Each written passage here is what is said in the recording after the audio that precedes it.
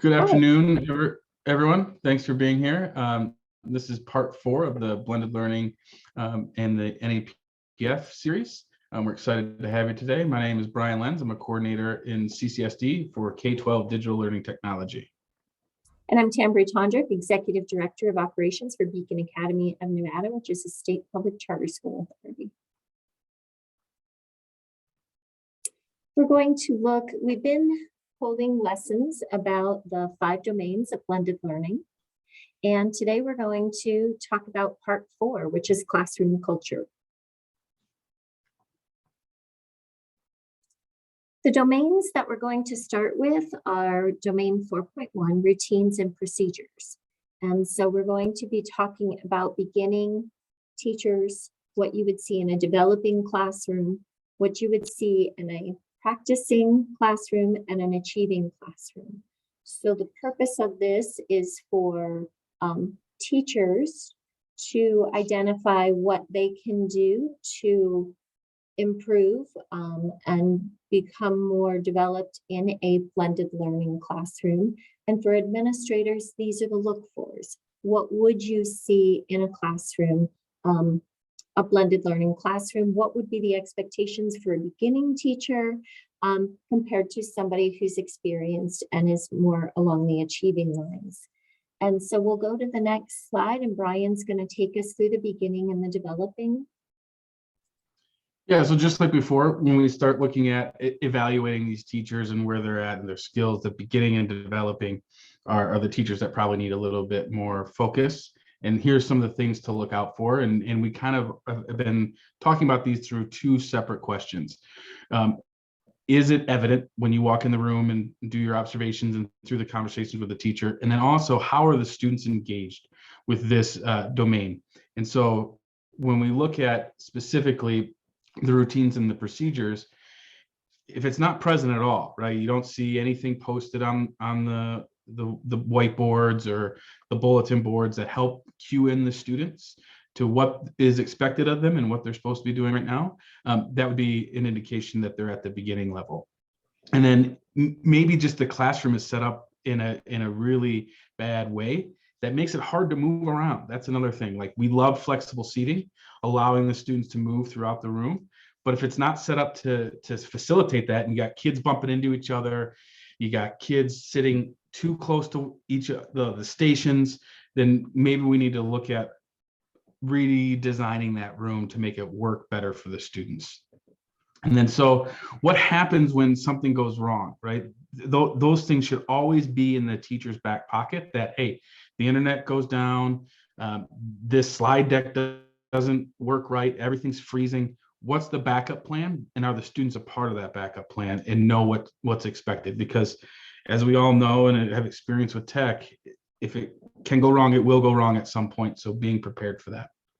And then when we look towards the students, what we're looking kind of see is, how are they interacting in the classroom? Are they waiting for teacher direction all the time? Do they need to be re-prompted on what they're supposed to be doing all the time? Or is it already ingrained?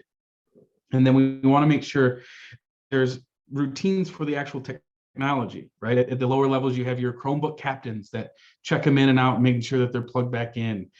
Where do they go when they need to grab a charger if they forgot their charger at home or forgot it, right? How are we reinforcing that they're carrying it the right way, so that if it limits the amount of times that it gets dropped? Those kind of things need to be there. And then how is the teacher to facilitate all those things at once without losing instructional time? Thanks, Brian. And so again, when we look at practicing and achieving, we're still looking at, are the student routines evident and are the students engaged? Even though we're talking about blended learning, I think we can all agree that these are just good teaching practices. You should see the routines, the procedures, directions posted on the wall. The students know what to do, that it's evident that when they walk into the room, they know where to go and what to do and in what manner.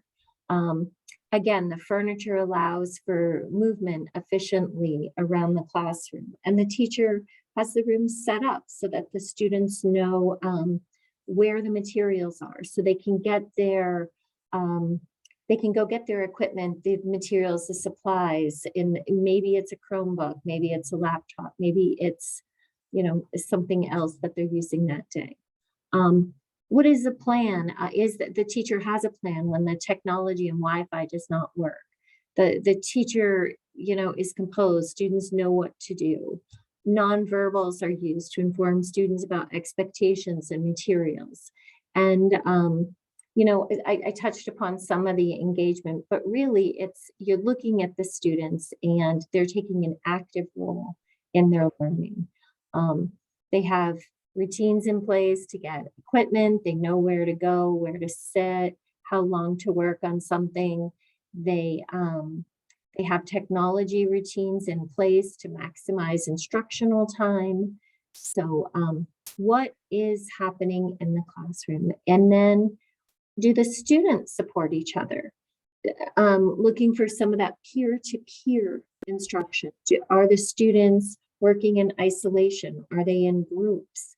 Are there certain students who the students approach for trips?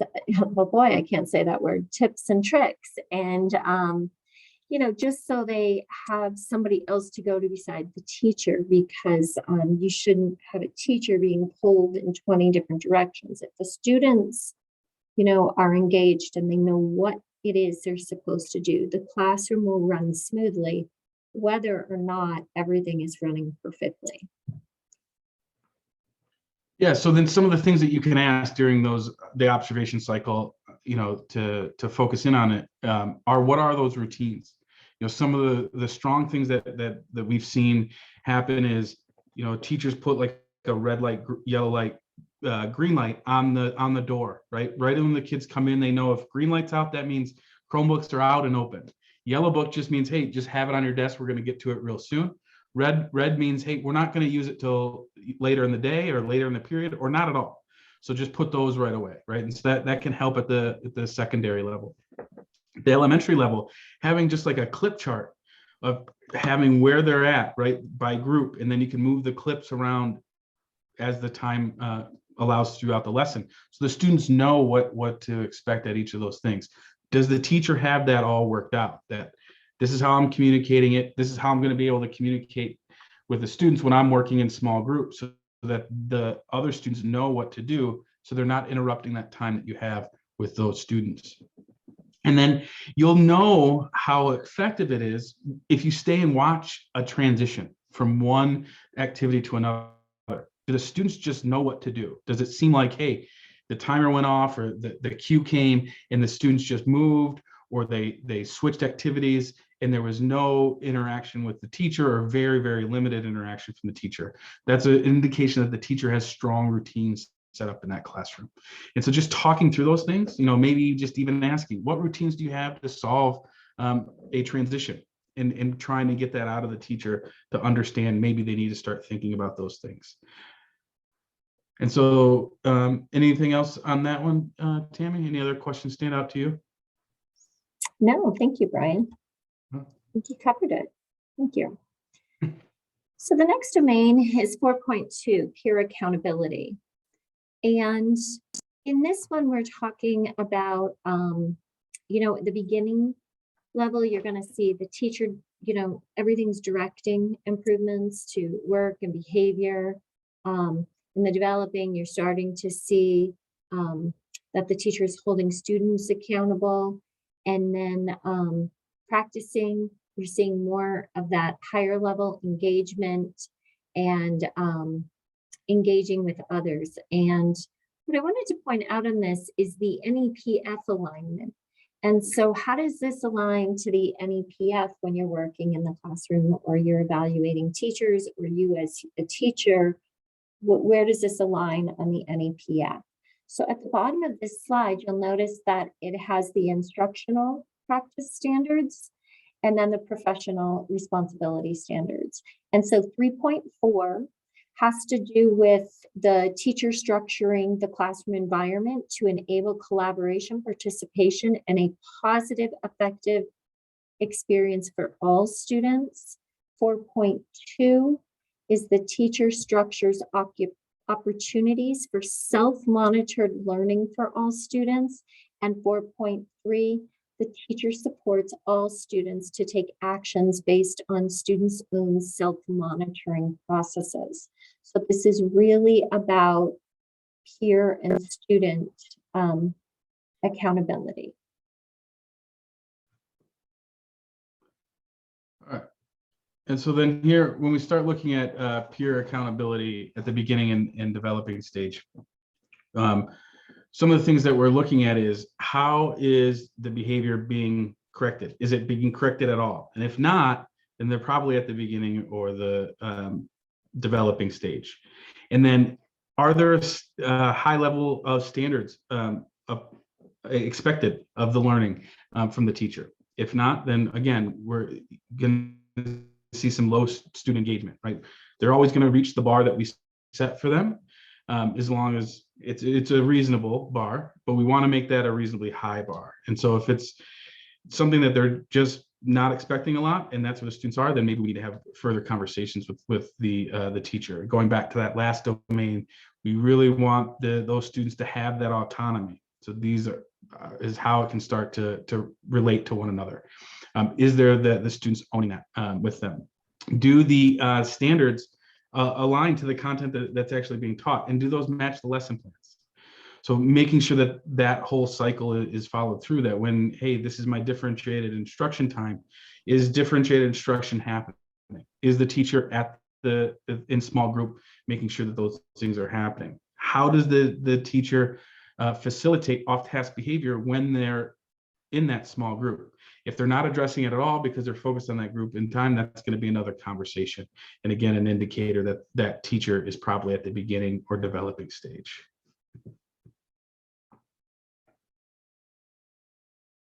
Yeah, thanks, Brian.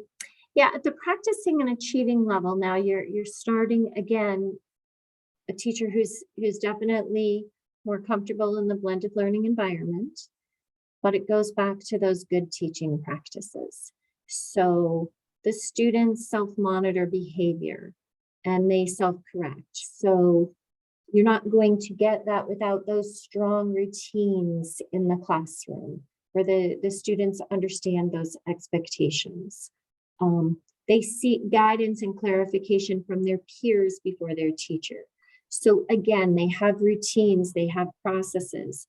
Maybe they're working in groups. And so seeking that clarification and guidance from their peers, which is important for the students for that, but it also allows the teacher to really spend time with those students who need the support, and is maybe instructing on the content as opposed to navigational situations within the courses. And so looking at the teacher, do they look like they're enjoying it? Are they engaged in the classroom? What is their tone with the students? How do they interact? So always looking at the rapport that's going on in the classroom. And that the students know that they definitely feel those things. And so important to see that the teacher is enjoying it as well. And then the students have a clear understanding of what is expected of them.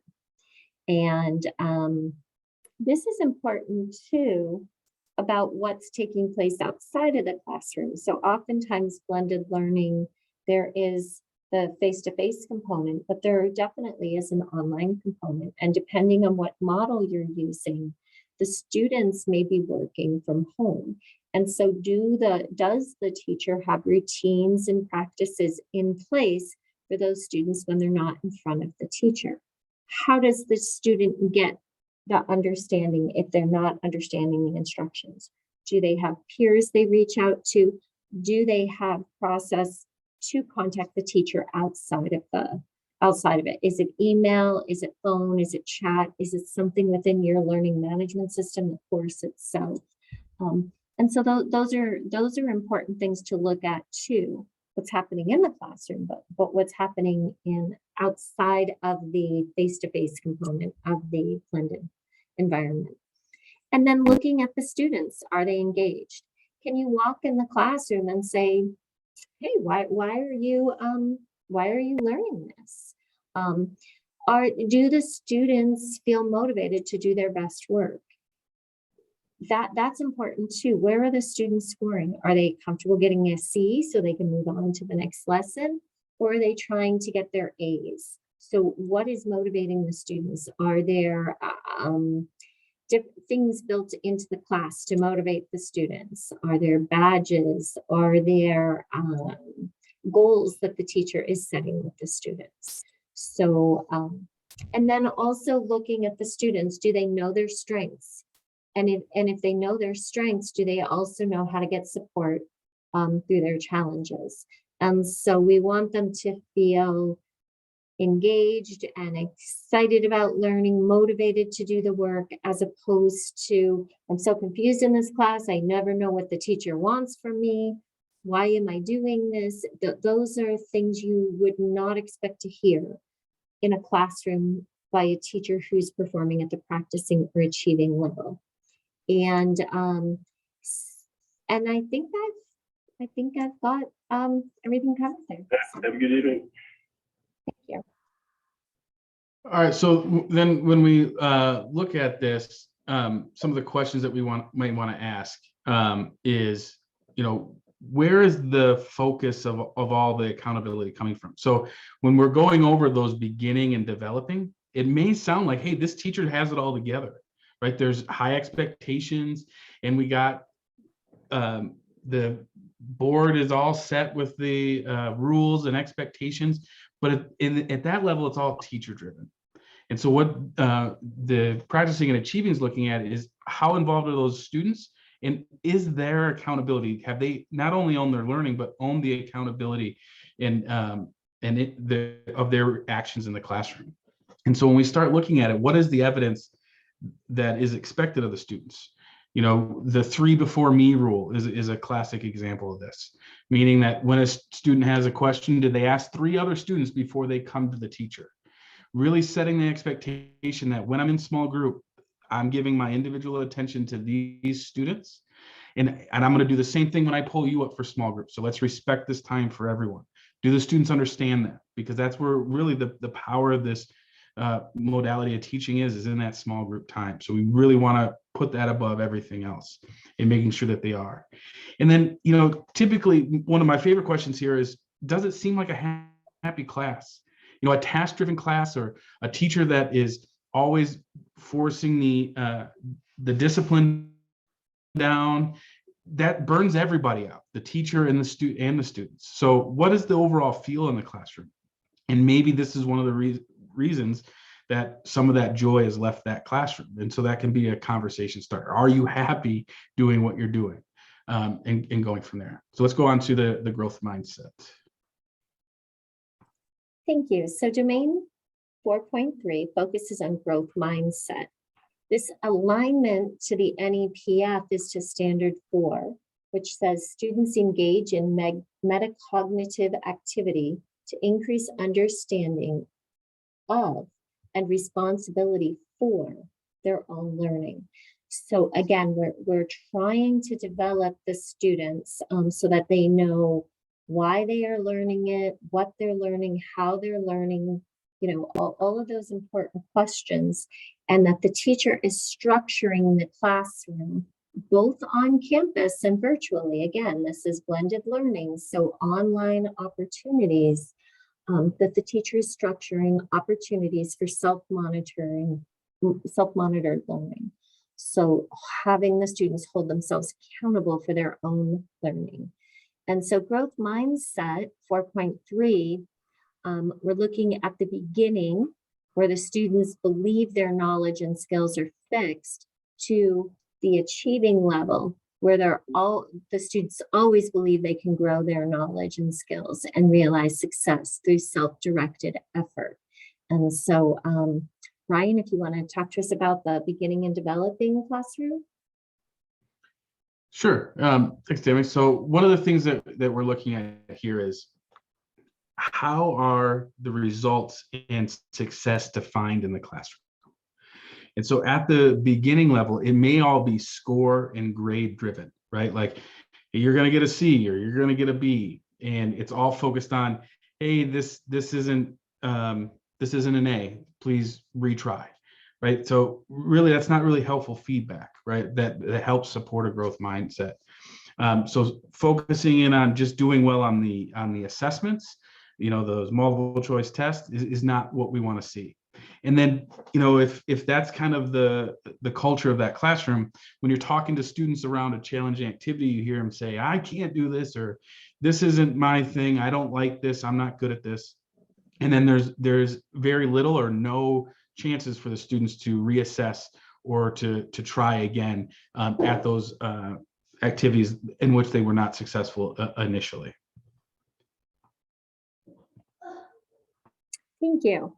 So in the practicing and achieving classroom, teacher feedback is based on effort, process, and strategies used by the student. So the teacher is watching the student grow and evolve, improve. Failure is celebrated as an opportunity to grow. And what is meant by this is, obviously, when a student doesn't perform at the level or is missing the concept or doesn't understand something, this is a great opportunity. The teacher has identified where they can help the student, but they can sit down and look at learning in that area. And one of the nice things about blended learning is the student can repeat the lesson. So they have an opportunity to go back through it without the teacher having to reteach the whole class. It's just one student who didn't understand one section, right? So, or the teacher can provide one-on-one. They can recommend peer tutoring. So there is a lot of opportunity here to teach and help that student. And so when the student, it's not like, oh my God, I got an F. It's, okay, I need to redo this. And how am I going to redo this? And looking at that. And then the success is measured through goal setting and reflection of effort. We use goal setting in my school, which is a blended learning school, every single day, every single period with every single student. They set their goals on what they're going to accomplish that period. And again, in a blended learning environment, you may have one student on chapter 4 and another on chapter 1. In my case, I can have multiple classes in the same room. Maybe they're all English, but they may be taking English 1, 2, 3, or 4. But this is all done because the students are setting goals. So when the teacher goes around and is monitoring the students in the classroom, they can look and see, okay, well, this student, all that this student's trying to accomplish today is they want to finish this PowerPoint or they want to finish this paper. And so it's really looking at what does the student want to accomplish that day. In some blended learning classes, when I was a curriculum designer, we did goal setting within the class and that the student would aim for different point values within the same assignment. If they really wanted the A and wanted to earn that 150 points, they had to do X, Y, and Z. Another student may not have had the same amount of time or interest in the class and maybe only wanted to earn 135 points. So what did they have to do? So again, it's goal setting. And then are the students engaged? And the students in a classroom where they're practicing and achieving in this growth mindset, I see it every day. The students say, oh, this will take some time. And it's not that they're saying no, but they just know, like, this is going to take some time. I'm going to have to set aside this amount of time. I'm going to work on this. I'm going to complete these things first because they're short and quick. And then I'm going to spend the rest of the period working on this. And so it's not that they're closing it or it's that they're going to come back to it or they're going to set time or the next time they're on campus, this is their goal to complete this project. And so the student work shows evidence of continuous improvement. And I think we can all relate to continuous improvement, just like the teacher who is beginning, any teacher in any classroom, anywhere should be an evidence of continuous improvement. We're all should be trying to improve ourselves. Administrators, same things. Schools, continuous improvement. So this should be all of our goal in education, to demonstrate that continuous improvement. Oh, that's great. So one of the things that when we start looking at the questions that you could ask to help guide the observation is, and I want to call it the middle question here, how is failure celebrated? And this doesn't mean like, hey, we're going to throw a pizza party when the kids fail. But when you're doing like a project-based learning, or especially, science being in my background, failure is a big part of that, right? Like, hey, the lab results didn't come back right, but what do we learn from that, right? So that's really what we mean when we start talking about celebrating the failures. It's not necessarily the failing that's the bad part, but there's something that we can learn from that experience. How is that being pulled out for the students? Some of the other practices that we like to see is, if the students didn't show mastery of the content, don't give them the grade, right? Don't post the 65. Same thing that Tammy was talking about earlier, like students will elect what point level they want to get. If you give a kid a 65, that may be good enough for them. Hey, I got my credit, I'm good. If all you're doing is saying 65, try to do this, and this, well, if they already have their grade, they may not re-engage or even read that feedback. But if we start giving them that timely and actionable feedback, and withholding that grade and trying to reteach and allow them to resubmit, now there's a reason to do it, right? Like we're still holding that carrot out for them to try to motivate them to engage with that feedback and try again. And so those are the kind of things that we want to see, those routines in the classroom that allow those students to say, okay, this isn't good enough. What can I do now? All right. So that way it's not, you know what, I didn't like that assignment anyway. Your 65 is good enough. Let's just move on and go on with our days. And then now we're on to sense of purpose. Thanks, Brian. So domain 4.4, sense of purpose. The NEPF alignment is the instructional practice is what I'm going to refer to. It's 2.4.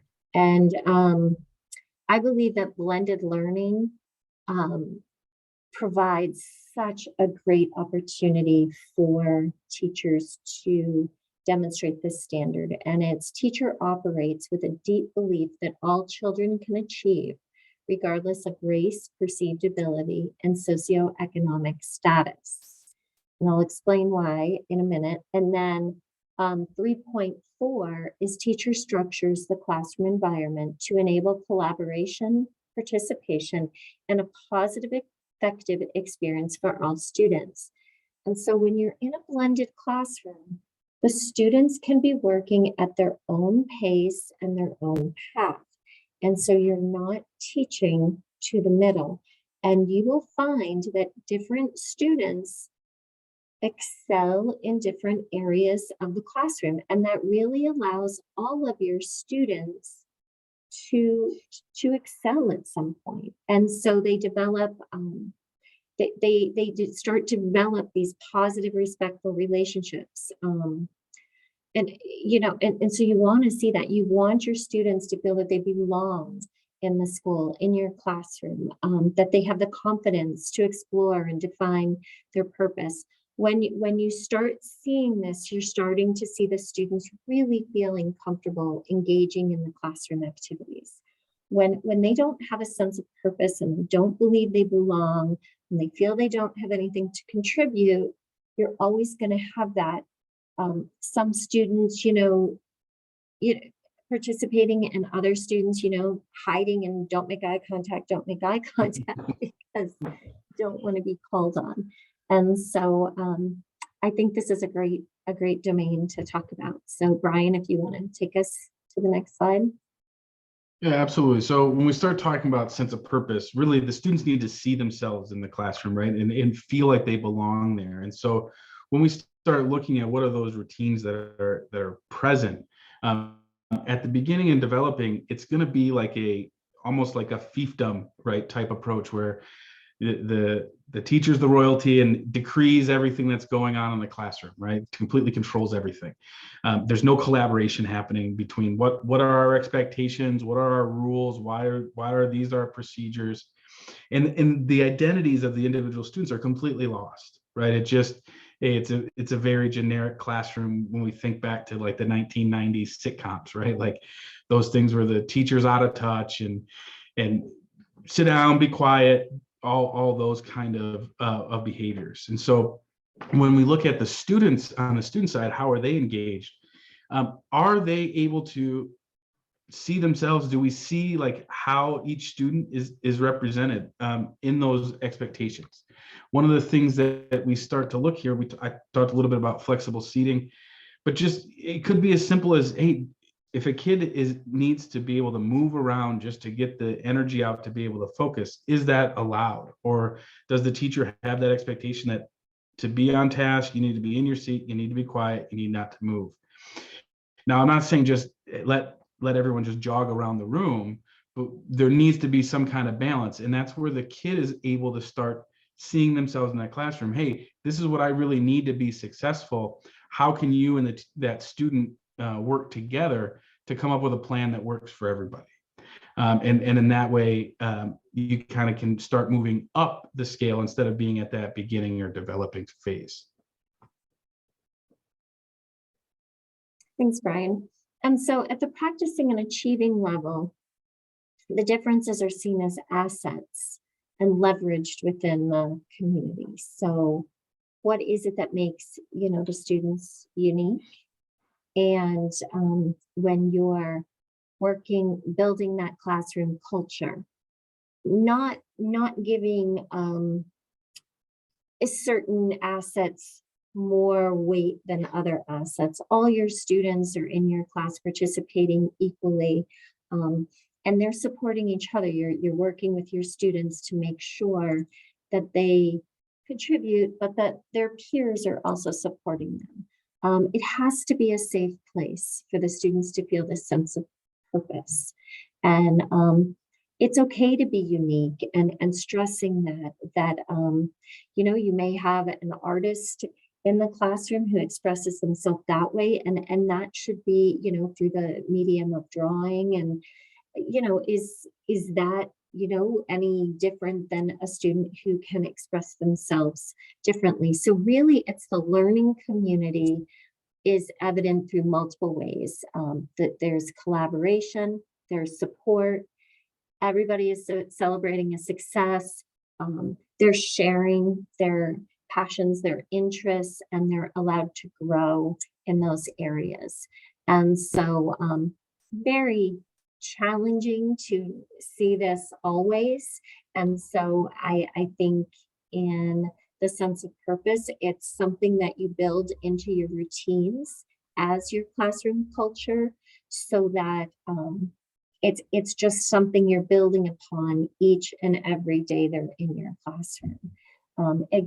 Let the students acknowledge their own strengths to the community, and also having others identify those strengths that they have. Some unique ideas here, again, challenging to do within your own classroom, but possibly that you can assign different project work and things to get feedback on this. But students who are doing internships, what can they use that internship for in your classroom or in their learning? Yeah, so one of the things that this is really getting at is the heart of equal versus equity, right? We don't need a blanket rule for everyone that would be equal, right? We want it to be equitable. Just like if I have a student that is hard of seeing and they forget their glasses, I'm gonna move that student closer, right? That's just what we do. If we have students that have specific behavior needs that help them be more successful, we should make those accommodations as well. And so, is that happening in the classroom? How is that happening? Asking those questions is, what structures and routines do you have in place for those students that are a little unique? Have you considered those? Those are the types of questions that you can ask in the pre and post conference meetings with the teachers. And then, do you see the opportunities that students are able to explore their passions and interests and strengths? Tammy talked about the art example. That's a great example of things. So if you don't see it on your walkthroughs and observations, maybe just asking, where do the students have the opportunity to explore those things, and seeing how the teacher responds. And it shouldn't be the same kind of thing every unit, right? Like, well, they could always do a comic book instead of doing a paragraph writing. Like, well, that's great, but it shouldn't be that every single time. We want to see some variety. And what are the students doing to help guide that conversation as to what they may be able to do? Now, again, it's not free reign, right? It should be agreed upon and rooted in the standards and how the expectations that that teacher has. But I think that brings us to the question and answer. We also are going to plug our next session, which is a month from today, Wednesday, March 9th, and we will go over the final part 5 of the series. So it's super exciting. All right. Well, thank you, everybody, for listening in, and hopefully you'll join us next time. Have a great night.